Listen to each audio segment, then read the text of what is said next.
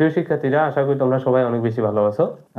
আমরা আজকে শিখবো মূলদ সংখ্যা এবং অমূলদ সংখ্যা এই জিনিসটা দ্বারা কি বোঝায় বা কিভাবে খুব সহজে আইডেন্টিফাই করতে পারবো বা নির্ণয় করতে পারবো। তোমরা যারা এসএসসি 27 ও 28 ব্যাচের স্টুডেন্ট আছো, তোমাদের জন্য এই টপিকটা খুবই ইম্পর্টেন্ট। বিশেষ করে প্রথম যে অধ্যায়টা আছে বাস্তব সংখ্যা, এই অধ্যায় থেকে মূলদ সংখ্যা অমূলদ সংখ্যা কিন্তু নির্ণয় করতে বলে যে নিচের কোনটি এমসিকিউ দিয়ে আসে, নিচের কোনটি মূলদ সংখ্যা অমূলদ সংখ্যা নির্ণয় করো, বা নিচের কোনটি মূলদ সংখ্যা নয় অমূলদ সংখ্যা নয় নির্ণয় করো।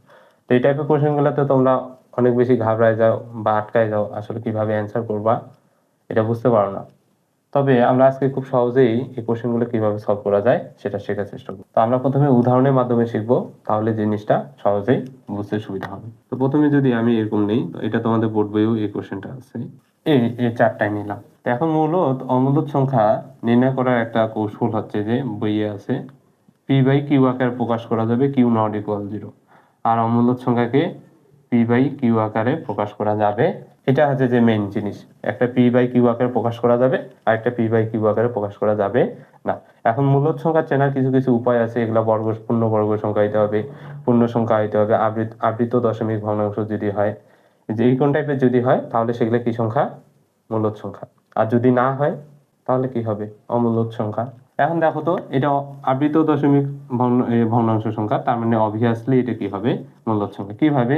এটা যদি আমরা এই যে দেখো পি বাই কিউ আকারে প্রকাশ, যেহেতু 3 এর উপরে পৌনঃপুনিক আছে তাহলে 3 একটাই হবে, তাহলে 3 বাই দশমিকের জন্য 1, তারপর কি হবে? একটা সংখ্যার জন্য 0। তাহলে এই যে পি বাই কিউ আকারে প্রকাশ করে 4 চোখ কত? 16, তাহলে এই যে 4, এটা পূর্ণ সংখ্যা। ঠিক আছে, পূর্ণ সংখ্যা, এই জন্য এটা কি সংখ্যা? মূলদ সংখ্যা। অথবা আমরা এইভাবে লিখতে পারি, যার কেউ নেই তার কি আছে? 1, এই যে এটা ভগ্নাংশ হয়ে গেল। তারপরে এটাও কিন্তু একটা ভগ্নাংশ হবে, কিভাবে? রুটটা দুইটার উপরে আছে, তাহলে 16 উপর রুট মানে 4, তারপর 9 এর উপর রুট মানে কত? 3, এই যে ভগ্নাংশ হয়ে গেল। বা এই দুইটা হচ্ছে পূর্ণবর্গ সংখ্যা। কিন্তু 3 কি পূর্ণবর্গ সংখ্যা? 3 কিন্তু পূর্ণবর্গ সংখ্যা নয়। যেহেতু 3 পূর্ণবর্গ সংখ্যা নয়, এটা চলতেই থাকবে, মানে অসীম দশমিক ভগ্নাংশ সংখ্যা চললে, যেহেতু এটা চলতেই থাকতেছে, এটা কোনো নির্দিষ্ট মান নেই এবং এটা পূর্ণবর্গ সংখ্যা না, তার মানে এটা একটা কি সংখ্যা? অমূলদ সংখ্যা।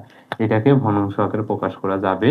আশা করি এই ক্লাসটার মাধ্যমে আমরা খুব সহজে বুঝতে পারছি মূলদ সংখ্যা কি এবং অমূলদ সংখ্যা কি, এবং এই ক্লাসে এটাও শিখতে পারছি কোন জিনিসগুলা, কোন শর্তগুলা মেনটেন করলে সেটা মূলদ সংখ্যা হবে, আর কোন শর্তগুলা মেনটেন না করলে সেটা অমূলদ সংখ্যা হবে। আশা করি এই ক্লাসটা তোমাদের জন্য অনেক বেশি হেল্পফুল হবে, এবং পরীক্ষায় যদি এই টাইপ থেকে বা এখান থেকে কোশ্চেন আসে, আজকে থেকে তোমরা অ্যান্সার করতে পারবা।